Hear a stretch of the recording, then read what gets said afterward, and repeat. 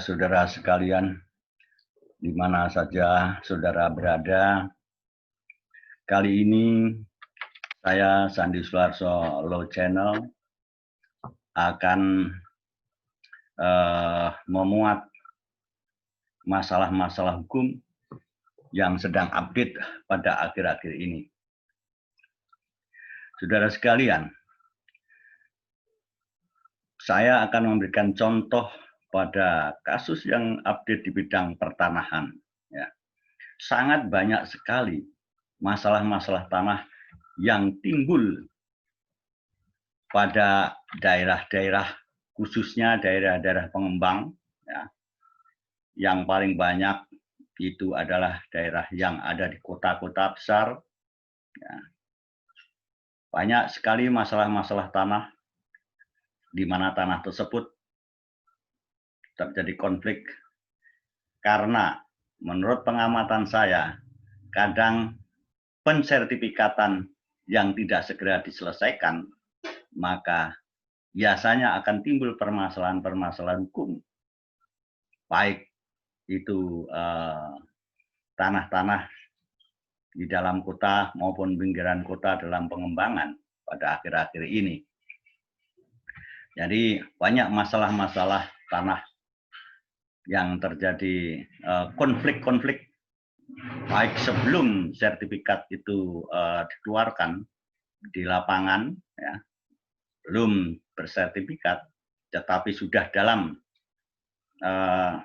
gugatan-gugatan di pengadilan perdata misalnya, atau kalau itu menyangkut masalah-masalah hukum yang lain bisa diajukan ke pengadilan negeri. Ya, banyak sekali putusan-putusan yang akan mempengaruhi tentang kepemilikan hak atas tanah.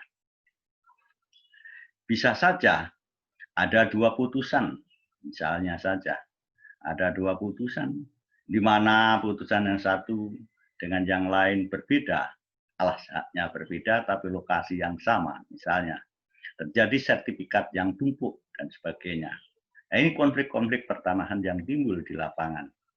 Nah, ini bagaimana cara penyelesaian dalam manajemen konflik yang baik demi bangsa dan negara, supaya rukun penyelesaian secara aturan hukum yang sah.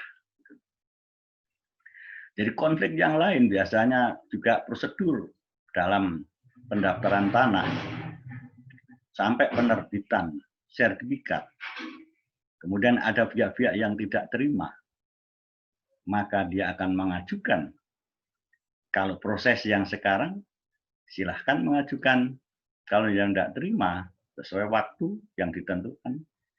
Ya, dalam PP nomor 24 tahun 97 tentang pendaftaran tanah, maka yang keberatan silahkan menggugat ke pengadilan, yaitu pengadilan TUN, karena yang merupakan keputusan tata usaha negara. Tetapi kalau tanah tersebut luasnya itu lebih dari 2.000, ya, sekarang sudah diserahkan kepada Kanwil, ya, 2.000, ya, itu diselesaikan permasalahan konflik tanah, ya, sesuai Peraturan Menteri PPN nomor 11 tahun 2016. Itu landasan menyelesaikan konflik perselisihan pertanahan yang ada di Indonesia. Nah, dalam acara penyelesaian konflik dalam peraturan itu, menurut saya belum lengkap. Belum lengkapnya di mana? Belum ada penyelesaian hukum acara formal di luar pengadilan SUN. Nah, jadi penyelesaian perselisihan di luar pengadilan, khususnya di sini adalah TUN, karena ini merupakan produk keputusan tata usaha negara. Jadi acara penyelesaian ini harus dibentuk, ditambahkan dalam aturan menteri dalam menyelesaikan konflik, yaitu dalam sebuah peace building, ya, dalam sebuah peace building, yaitu membangun perdamaian yang berdasarkan nilai-nilai Pancasila, ya, sesuai dengan bukti-bukti yang nyata, kedua belah pihak didengar sebelum itu diajukan ke pengadilan pun, tapi sudah ada filter, sudah ada lembaga, yaitu lembaga hukum acara menyelesaikan di luar pengadilan. Nah, sebelum dikeluarkan keputusan tun, maka masing-masing pihak ini dipanggil. Ya, dipanggil. Nah, dipanggil ini untuk diselesaikan mediasi. Ya, mediasi baik secara yuridis atau musyawarah dalam kesepakatan. Ya, ini perlu dibentuk aturan. Ya, sebuah konsep di luar pengadilan harus bentuk aturan hukum. Misalnya saja ya, ini dalam mengelola konflik dalam peace building atau membangun suatu penyelesaian perselisihan ini, ya, membangun perdamaian, ya, antara dua belah pihak atau lebih dua belah pihak, ya, masing-masing ini sebelum itu digugat di pengadilan, apabila tidak terima dalam pengajuan misalnya pembatalan tentang sertifikat tanah atau tidak setuju dengan keputusan tun dari pejabat tun di BPN, baik itu kota maupun provinsi, ya, yaitu Kanwil. Selanjutnya, dalam mengelola konflik, dalam membangun perdamaian ini yang dilandaskan pada nilai-nilai Pancasila, ini perlu dibentuk sebuah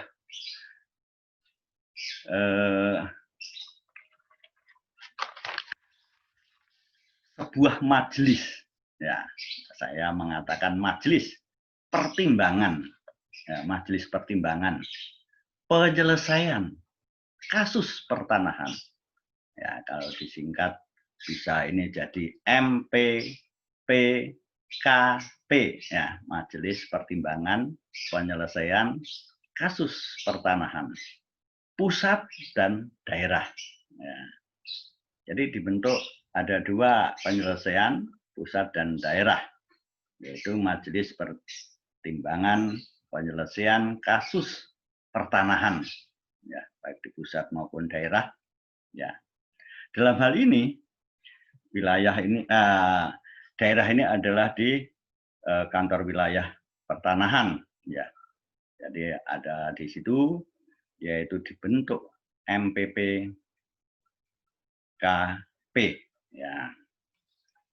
Siapa yang duduk di MPPKP ini, Majelis Pertimbangan Penyelesaian Kasus Pertanahan, ya, baik pusat atau daerah, ini saya mempunyai sebuah konsep yang saya sampaikan di sini, nanti bisa dilaksanakan oleh pihak pemerintah bersama dengan mungkin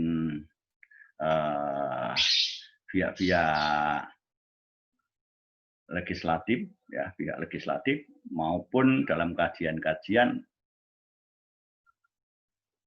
intern maupun ekstern, di mana kajian-kajian mengenai bagaimana usulan-usulan dari masyarakat seperti saya ini untuk dikaji. Ya. Karena apa? Dalam konsep yang saya ajukan ini, dasar pemikirannya untuk mengurangi konflik-konflik tentang pertanahan, baik itu di pengadilan pun, baik itu di pengadilan perdata maupun pengadilan di luar pengadilan. Nah, ini harus ada suatu konsep, suatu konsep yang baru yang bertujuan untuk mengurangi animo kasus, nah, diselesaikan secara win-win solution, tidak lepas dalam pertimbangan hukum yang berlaku, dan membangun perdamaian yang baik bagi masyarakat. Ya. Jangan sampai ada permasalahan tanah terjadi timbul suatu masalah yang bisa memicu stabilitas keamanan dalam suatu daerah. Jangan sampai terjadi. Ini dasar pemikirannya. Jadi, apa sekarang fungsi majelis pertimbangan penyelesaian kasus pertanahan baik pusat dan daerah? Ya. Tugasnya di sini adalah menyelesaikan tugas seperti majelis memberikan pertimbangan, majelis pertimbangan bisa memberikan mediasi kepada kedua belah pihak secara aturan juridis di bidang pertanian, di bidang pertanahan maupun di bidang hak secara perdata. Nah, baik itu secara administrasi negara. Jadi tugas daripada majelis pertimbangan penyelesaian kasus pertanahan ini diberi waktu, misalnya 1 bulan, harus menyelesaikan konflik pertanahan yang ditangani. Jadi misalnya 1 minggu, 2 minggu, 3 minggu, 4 minggu kemudian harus ada putusan. Nah, putusannya ini dalam konsep saya ini bisa bersifat anjuran, ya, bisa bersifat anjuran kepada kepala BPN, ya, sifatnya anjuran, bisa mengikat. Misalnya telah terjadi perdamaian kedua belah pihak. Berarti kalau ini sudah dibentuk suatu perjanjian ya, atau ikatan perjanjian kedua belah pihak dalam suatu akte misalnya, maka akte ini akan mengikat kedua belah pihak. Akte ini akan mengikat kedua belah pihak. Ya, ini akan disampaikan putusan itu kepada kedua belah pihak dan kepada rekomendasi kepada kepala BPN untuk menyelesaikan kasus-kasus konflik pertanahan di wilayahnya. Khususnya bagi yang mengajukan keberatan ke majelis ini. Yaitu majelis pertimbangan penyelesaian kasus pertanahan. Ini yang kami ajukan dalam satu konsep penyelesaian di luar pengadilan. Karena apa? Masalah tanah ini luar biasa seluruh Indonesia. Harus mempunyai suatu manajemen konflik supaya masyarakat tenang mempunyai tanah. Jangan sampai terjadi konflik masalah kepemilikan satu orang dengan orang yang lain. Jadi ada keterbukaan dalam penyelesaian setiap daerah dalam konsep yang sama sesuai dengan adat setempat, sesuai dengan aturan hukum nasional. Jadi jangan sampai timbul permasalahan-permasalahan di daerah yang konflik yang lebih besar. Misalnya untuk misalnya eksekusi atau menguasai tanah dengan kekerasan. Ini sudah tidak modelnya lagi. Ya, tidak model di Indonesia ada kekerasan. Hukum harus dikedepankan. Ya. Tetapi saya mengajukan konsep yaitu peace building. Yaitu membangun perdamaian di bidang konflik pertanahan. Tetapi tidak melepaskan aturan hukum yang berlaku. Ini prinsip. Tetapi kalau kedua belah pihak ada win-win solution yang terbaik, maka orang yang duduk sebagai majelis ini mengikuti saja. Kalau sarannya silahkan untuk mengadakan mediasi dan perdamaian, apa maunya mereka, maka majelis hanya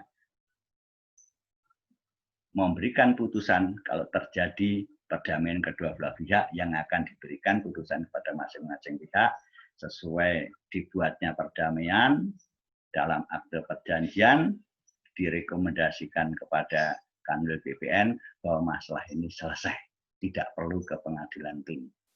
Nah, kedua belah pihak sama-sama senyum, ya, tidak ada yang dirugikan, tidak ada yang diuntungkan, sesuai dengan hak masing-masing. Ya, bukan adil harus sama. Ya, kan begitu.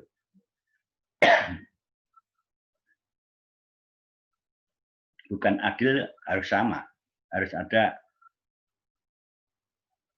rasa yang sama-sama menerima masing-masing pihak. Ya, bisa 2/3, yang 1/3, bisa 50-50%, gitu. Nah, selanjutnya, setelah putusan dari MPP KS di daerah ini, bagi yang tidak terima, bisa mengajukan ke Majelis Pertimbangan Penyelesaian Kasus Pertanahan di pusat. Ya. Yang dikirim ke sana hanya berkas-berkas saja. Putusan, berkas putusan, berkas yang lain dalam pengajuan penyelesaian secara mediasi lewat majelis pertimbangan ini dikirim ke Jakarta hanya berkas saja. Jadi majelis yang di tingkat pusat, majelis pertimbangan penyelesaian kasus pertanahan di tingkat pusat ini tidak usah memanggil para pihak, tetapi membaca dari berkas-berkas yang sudah diselesaikan di tingkat daerah, maka akan dikaji oleh majelis di tingkat pusat, kemudian akan diputuskan. Nah, ini dasar pertimbangannya apa? Tidak memanggil kedua belah pihak. Saya mempunyai pertimbangan. Indonesia ini sangat luas. 37 provinsi. Ada Sabang sampai Merauke. Kalau ini sidangnya di Jakarta, dipanggil, satu, mengeluarkan biaya yang besar, waktu, kurang efisien, maka harus hanya berkas saja. Berkas saja yang dipelajari oleh Majelis Pertimbangan Penyelesaian Kasus Pertanahan tingkat pusat, ya, hanya berkas saja. Kemudian diputuskan, putusannya menurut saya ini hanya dalam sebuah konsep pemikiran saja dalam peace building, ya. Itu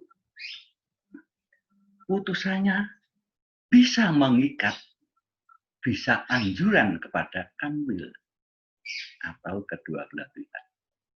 Ini putusannya bisa sifatnya anjuran, juga bisa putusannya keluar mengikat untuk kedua belah pihak maupun kanwil.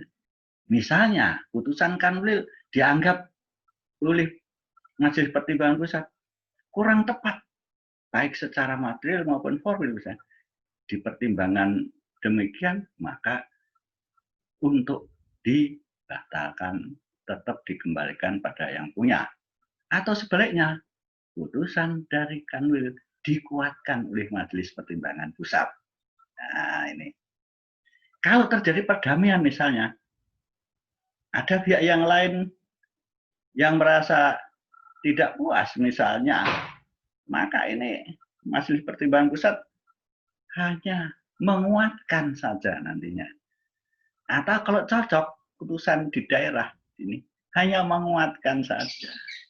Tidak usah mengambil sidang lagi, para pihak dipanggil ke Jakarta, waduh, tidak efisien secara waktu dan tempat sangat jauh, ya, kita sangat luas sekali. Nah, maka perlu ada sistem peradilan yang efektif dan cepat, atau mediasi yang efektif dan cepat. Karena tanah di Indonesia wilayahnya sangat luas sekali, berpulau-pulau. Nah, dari Sabang sampai Merauke, ini harus ada terobosan-terobosan hukum yang maju, yang baru, yang bisa diterima semua pihak, efisien waktu, bisa disepakati kedua belah pihak, sifatnya adalah musyawarah mufakat, ya, berdasarkan nilai-nilai dalam Pancasila, ya. Itu nilai-nilai yang harus dijunjung di wilayah penegakan hukum juga, wilayah perdamaian. Bahwa kita itu bukan orang lain, kita adalah sesama bangsa Indonesia. Kalau ada masalah dibicarakan secara baik-baik, ya, dibicarakan secara baik-baik. Tidak boleh ada kekerasan dengan memakai hal tertentu hingga menyebabkan konflik berkepanjangan. Jangan sampai. Nah, ini perlu manajemen konflik. Misalnya harus ada dialog. Dialog yang hati ke hati. Dasarmu apa? Beli dari siapa? Tempatnya di mana? Batas-batasnya mana saja? Nah, kemudian riwayat tanahmu bagaimana? Kita adu argumentasi, duduk bersama baik-baik. Ya, jangan sampai otot-ototan pokoknya. Ya, negara hukum tidak ada negara pokoknya, negara hukum namanya. Tidak ada negara pokoknya. Pokoknya kuat harus menang, tidak. Ya. Nah, ini fungsi daripada lembaga yang kami usulkan dalam konsep, ya, dalam sebuah konsep di luar pengadilan. Ya.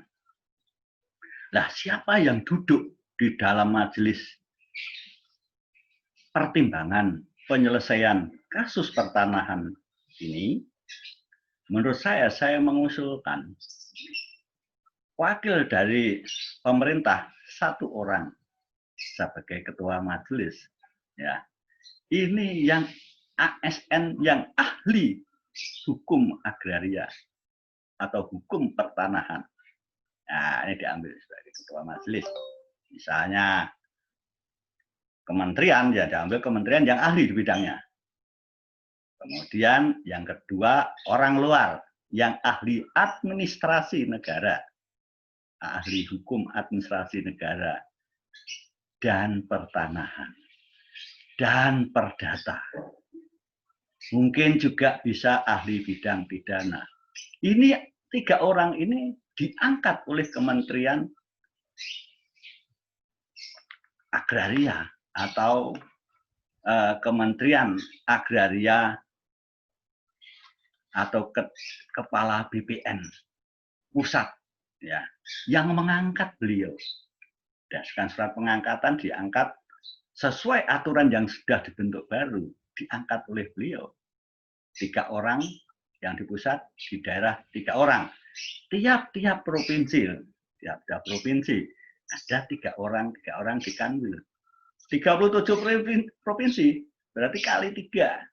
Ya, kalau pusat cukup 3 orang atau 2 orang. Ya. Kalau suatu ketika pas sidang membahas badan baru tidak enak, ada yang menggantikan misalnya. Ya, di pusat diangkat misalnya 9 orang, bisa bergantian. Dalam kasus yang luar provinsi mana adalah tim ini, provinsi ini tim ini dan sebagainya, ya misalnya. Kemudian untuk daerah majelis pertimbangan yang ada di daerah ini 3 orang maksimal, untuk pengganti 3 orang karena kasus bisa lebih dari 1. Ya, jadi bisa ada pergantian, ada fresh. Ya, ini diangkat, mungkin diatur dalam aturan kemudian yang akan dibentuk yang saya usulkan ini, misalnya berlaku 5 tahun, nah, diangkat sebagai majelis pertimbangan penyelesaian kasus pertanahan 5 tahun, misalnya, diangkat. Ya, ini sebagai majelis pertimbangan yang terhormat diangkat oleh Menteri BPN, ya, Menteri Badan Pertanahan Nasional, kementerian diangkat. Nah, ini fungsinya seperti hakim. Jadi termasuk menurut saya ini orang yang terhormat. Orang terhormat itu baik perilaku, baik sikap, baik rasa, baik apa yang dilakukan. Nah, betul-betul luar dalam mereka mengabdikan diri sebagai pejabat yang ditunjuk diangkat oleh kementerian, ya dalam ini Menteri BPN dan Agraria ATR. Ya. Mereka harus mempunyai sikap yang seorang Pancasilais. Ya, nanti dari pihak tertentu kalau ini usul saya yang bisa dikabulkan, perlu ada kajian-kajian lebih lanjut. Nah, ini mengurangi animo kasus yang terlalu banyak hingga akhirnya penyelesaiannya, misalnya kalau terlalu banyak kerjaan akhirnya kurang fokus. Nah, ini untuk mengurangi pertimbangannya gitu. Ya. Bisa mengurangi fokus, misalnya terlalu capek dan sebagainya, ya misalnya. Nah ini dengan pertimbangan-pertimbangan itu kami mengusulkan konsep seperti ini. Ya. Selanjutnya dalam mediasi konflik pertanahan ini, ya dalam konflik pertanahan ini tadi diangkat oleh Kementerian ya, BPN dan ATR sebelum keputusan tun dikeluarkan sebaiknya, ya, sebaiknya sebuah konsep saya ajukan yaitu paradigma hukum perdamaian. Ya. Ini konsep paradigma hukum perdamaian. Jadi sebuah konsep perdamaian khusus bidang penyelesaian konflik pertanahan. Yang kedua, paradigma hukum untuk mencapai tujuan. Ya, paradigma hukum untuk mencapai tujuan ya, berlaku sistem keadilan sosial.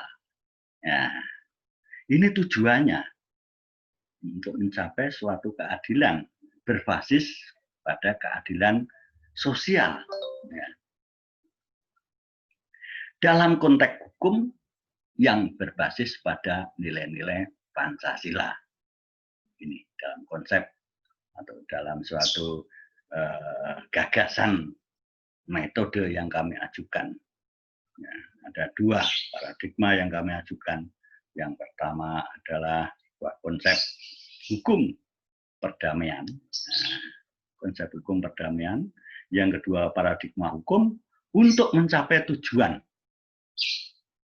Nah, tujuan itu siapa? Tujuan yang berbasis pada keadilan Pancasila, yaitu keadilan masyarakat.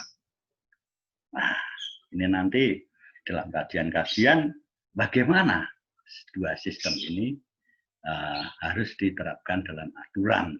Ya, tetapi ada dua konsep ini, saya kira konsep yang baik, insya Allah banyak yang mendukung. Ya, ini memberi lapangan pekerjaan yang baru ya, memberi pekerjaan lapangan yang baru bagi majelis-majelis di seluruh wilayah Indonesia. Nah, dihitung saja itu ya hampir 120 itu 5 tahun sekali. Belum yang pusat ya hampir 130-an kurang lebih. Ini memberikan lapangan pekerjaan baru yang pertama, yang kedua juga tujuannya mengurangi konflik yang berkepanjangan bidang pertanahan sampai bertele-tele. Ya. Ini untuk menyimpulkan penyelesaian hukum peace building yang kami ajukan, yaitu membangun perdamaian di bidang penyelesaian konflik pertanahan di Indonesia. Ya. Saya kira itu penjelasan saya, sebuah gagasan dalam penyelesaian konflik pertanahan yang baru marak pada akhir-akhir ini, yang menimbulkan kurang kenyamanan bagi semua pihak karena terjadi suatu keadaan-keadaan yang saling memaksakan diri, kadang-kala timbul suatu masalah, bisa beradu fisik, bisa kerusakan, ya nimbul kerugian perdata, ataupun kerusakan-kerusakan di lapangan yang berdampak pada hubungan pertanggungjawaban hukuman perdata, juga orang itu bisa kena hubungan pertanggungjawaban pidana. Apalagi orang-orang mereka yang digerakkan misalnya saja tidak tahu apa-apa, padahal hukumnya misalnya maaf kurang pas gitu, karena landasannya tidak sesuai aturan hukum yang berlaku misalnya. Nah ini jangan sampai terjadi. Ya. Demikian harapan dan konsep untuk membuat kesederhanaan dalam penyelesaian konflik bidang pertanahan di Indonesia. Mudah-mudahan ada tanggapan dan ada tindak lanjut dalam sebuah gagasan ini dari Kementerian BPN Agraria di pusat, ya, dan di daerah. Mudah-mudahan ada tanggapan dan membentuk suatu kajian-kajian baik intern, ekstern, yang akhirnya akan membentuk suatu aturan yang bisa dilaksanakan seluruh Indonesia. Indonesia akan tambah damai, aman, tertib dalam penyelesaian konflik pertanahan. Amin. Selamat siang.